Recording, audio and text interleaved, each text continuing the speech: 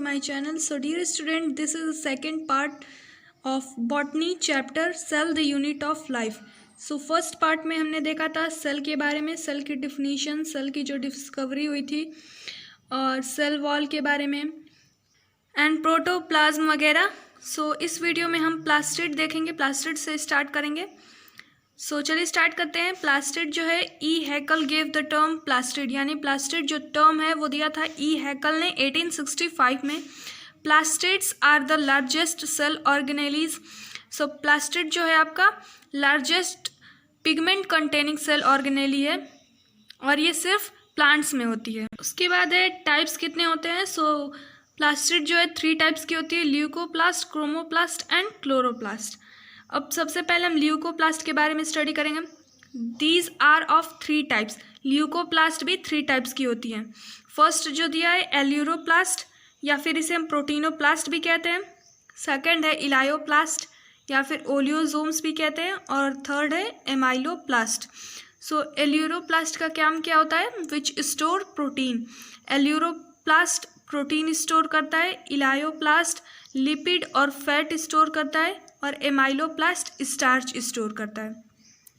Protein जो store करता है उसका एग्जांपल है मेज, और जो लिपिड और फैट का एग्जांपल होगा in endosperm cell of castor seed, और स्टार्च का जो स्टोर करता है वो है पोटैटो ट्यूबर्स. सेकेंड टाइप है इसका chromoplast.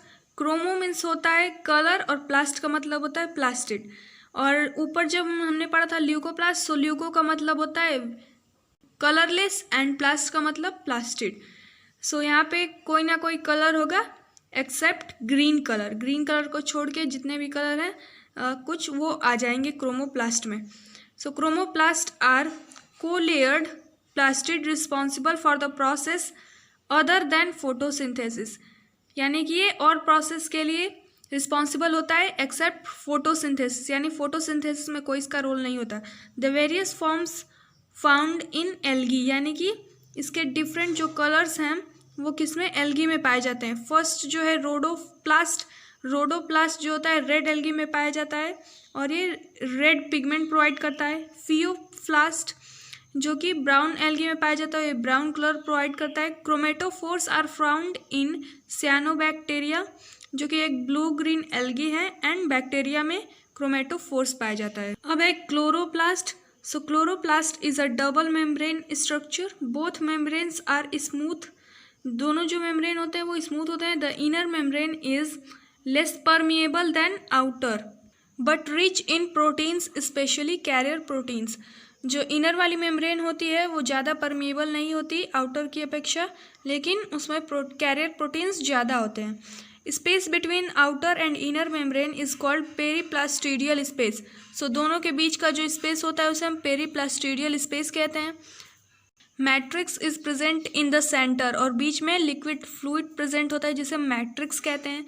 Thylakoids are closed flat bags of membranes containing pigments, यानी कि थैलाकॉइड्स में ही जो हमारा ग्रीन वाला कलर होता है वो प्रेजेंट होता है. थैलाकॉइड्स ही मदद करते हैं फोटोसिंथेसिस में. About 20 to 50 thylakoids are placed one above the other like a stack of coins to form a granum. जैसे एक के ऊपर एक कॉइन्स को हम रख के एक बिल्डिंग टाइप में तैयार करते हैं, वैसे ही 20 to 50 थैलाकॉइड्स एक के ऊपर रखे जाते हैं और उस जो भी फॉर्मेशन होता है उसे हम ग्रैनम का नाम देते हैं. And the term thylakoid was given by Menke. Thylakoid term Menke ने दिया था 1962 में, and he suggested them to be the structural unit of chloroplast. और ये थैलाकॉइड्स जो हैं वो स्ट्रक्चरल यूनिट माने जाते हैं क्लोरोप्लास्ट के. Usually 40 to 100 grana occur in a chloroplast. So एक क्लोरोप्लास्ट में 40 to 100 ग्रेना होते हैं और 20 to 50 थैलाकॉइड्स एक ग्रेना में पाए जाते हैं. Many membranous tubules are found in stroma called stroma lamellae और fret channels which interconnect thylakoids of different grana. जो स्ट्रोमा लैमेली है वो एक दूसरे ग्रेना को कनेक्ट करता है. Chloroplast has 50% protein, 3 to 10% chlorophyll, 5% RNA, 0.2 से 0.1% DNA एंड 23% फॉस्फोलिपिड्स होता है. 1 से 2% कैरोटीनॉइड्स होता है एंड मिनरल्स जैसे कि iron, zinc, manganese, copper and magnesium पाया जाता है। क्लोरोप्लास्ट मल्टीप्लाई बाय फिजन, यानी कि फिजन के प्रोसेस से मल्टीप्लाई होता है, टूटता है। The DNA found in matrix is rich in G ratio she. So G क्या है? ग्वानिन एंड सी है साइटोसिन। सो डीएनए जो होता है मैट्रिक्स में जो पाया जाता है वो जी और सी का रेशियो इसमें ज़्यादा होता है। Quantosomes are present in lamellae, quantosomes unit present होते हैं लैमेली में। Each quantosome is made up of 230 chlorophyll molecules and 50 carotenoids.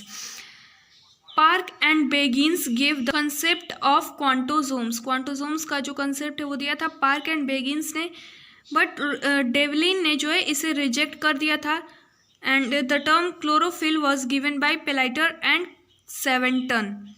Chlorophyll a has hydrophilic tetrapyrrole, जो इसका हेड होता है वो हाइड्रोफिलिक इन नेचर होता है एंड जो इसका टेल होता है वो हाइड्रोफोबिक होता है। अब दिया है फंक्शंस ऑफ क्लोरोप्लास्ट। सो इसका फंक्शन होता है in photosynthesis, in ATP formation, in CO2-O2 balance, in synthesis of food. अब है vacuoles. So the vacuole is the membrane bound structure found in the cytoplasm. ये मेम्ब्रेनस स्ट्रक्चर है, membrane bound है। It contains water, sap, excretory product and other materials not useful, excretory product and other material not useful for the cell. So ये excretory material ही store करता है जो कि cell के लिए यूजफुल नहीं होती। It is bound by single membrane called tonoplast. So ये सिंगल मेम्ब्रेन से सराउंडेड होता है, सिंगल लेयर होती है जिसे हम टोनोप्लास्ट कहते हैं। In plant cell the vacuoles can occupy up to 90% of the volume of cell. Plant cell में ये सबसे ज़्यादा पाया जाता है 90% तक। Anthocyanin and anthoxanthins are found in plant vacuoles. Plant vacuoles में ये दो पाए जाते हैं, anthocyanin and anthoxanthins. Gas vacuole have been supported in prokaryotes only. So mitochondria were first observed by Kolliker in 1850. Mitochondria को सबसे पहले ऑब्जर्व किया था कोलिकर ने 1850 में। R Altmann named mitochondria the bioplast. R Altmann ने जो इसका नाम दिया था bioplast. And the present name mitochondria was coined by C Benda. जो इसका प्रेजेंट नेम है यानी कि माइटोकॉन्ड्रिया वो क्वाइन किया गया सी बेंदा के द्वारा। माइटोकॉन्ड्रिया आर सिलेंड्रिकल बॉडीज, यानी कि इसकी बॉडी कैसी होती है? सिलेंड्रिकल टाइप में होती है। विथ एन एवरेज डायमीटर 0.2 से 1 माइक्रॉन, यानी डायमीटर कैसी होती है, कितनी होती है? 0.2 से 1 माइक्रॉन तक होती है और लेंथ 3 से 10 माइक्रॉन तक होती है। ईस्ट सेल में ब्रांच्ड माइटोकॉन्ड्रिया पाया जाता है। एन एवरेज सेल में हैव 400 to 800 माइटोकॉन्ड्रिया। अगर पूरा एक एवरेज सेल में देखा जाए तो माइटोकॉन्ड्रिया 200 से 800 तक पाए जाते हैं। अब है structure of mitochondria. So mitochondria are oval and rod shaped या फिर सिलेंड्रिकल शेप्ड भी कह सकते हैं। Organelles formed by a double membrane. So it's most important, it is double membrane organelle. The inner membrane is folded into projections called cristae. So जो inner वाला membrane होता है वो फोल्डेड स्ट्रक्चर होता है इसका, जिसे हम क्रिस्टी कहते हैं। Which contain numerous tiny particles called oxysomes. जिसपे छोटे छोटे पार्टिकल्स लगे होते हैं उन्हें हम ऑक्सीजोम्स कहते हैं या फिर F1 पार्टिकल कहते हैं। और F1 particle encloses the enzyme complexes responsible for oxidation. हमें पता है जो हमारा रेस्पायरेशन है उसका लास्ट जो है उसका फंक्शन यही कंप्लीट होता है। सो ऑक्सीडेशन में ये हेल्प करता है F1 particle. Mitochondrial DNA is small, simple, double stranded, circular और लीनियर। माइटोकॉन्ड्रिया में भी डीएनए पाया जाता है और ये डीएनए होता है डबल स्ट्रैंडेड, सर्कुलर भी हो सकता है या फिर स्ट्रेट भी हो सकता है। The size of mitochondrial genome is very much large in plants. Mitochondrial genome plants में बहुत ज़्यादा बड़ा होता है देन इन एनिमल्स। एनिमल्स के कंपेयर में प्लांट्स में ज़्यादा बड़ा होता है। Mitochondria are semi autonomous body, semi autonomous cell organelles because they contain DNA as well as ribosomes and are able to synthesis proteins. इसे हम सेमी ऑटोनोमस बॉडी के नाम से भी जानते हैं। क्यों? ये क्वेश्चन जो है आपका बहुत ज़्यादा पूछा जाता है बोर्ड एग्ज़ाम या फिर नीट वगैरह किसी भी एग्ज़ाम में आप इसको देख सकते हैं। माइटोकॉन्ड्रिया को सेमी ऑटोनोमस बॉडी के नाम से क्यों जानते हैं? क्योंकि इसके पास अपना खुद का डीएनए होता है, खुद का राइबोसोम्स होता है, डीएनए और राइबोसोम्स प्रेजेंट है, ये अपना प्रोटीन का सिंथेसिस खुद से कर सकता है, इसीलिए हम इसे सेमी ऑटोनोमस बॉडी के नाम से जानते हैं। अगर आप चाहो तो इसका स्क्रीनशॉट भी ले सकते हो। Mitochondria remain absent in prokaryotic cells. Prokaryotic cell में ये एब्सेंट होता है, और मैच्योर ह्यूमन आरबीसीज यानी कि जो आरबीसी जब मैच्योर हो जाती है उसमें भी ये एब्सेंट हो जाता है। बैक्टीरिया लैक माइटोकॉन्ड्रिया, बैक्टीरिया में भी ये एब्सेंट होता है। Mesosomes of bacteria is analogous to mitochondria. Analogous मतलब होता है same function but different structure. Mitochondria की जगह पे मीसोजोम पाया जाता है, किसमें? बैक्टीरिया में। एंड इसका स्ट्रक्चर तो डिफरेंट होता है बट फंक्शन माइटोकॉन्ड्रिया के ही जैसा होता है। क्रेब्स साइकिल भी माइटोकॉन्ड्रिया के मैट्रिक्स में होता है। सर्कुलर डीएनए होता है इसमें प्रेजेंट, और 70S राइबोसोम्स माइटोकॉन्ड्रिया में प्रेजेंट होते हैं, जबकि यूकैरियोट्स में देखा जाए तो 80S प्रेजेंट होता है, लेकिन उसके माइटोकॉन्ड्रिया में 70S राइबोसोम प्रेजेंट होता है।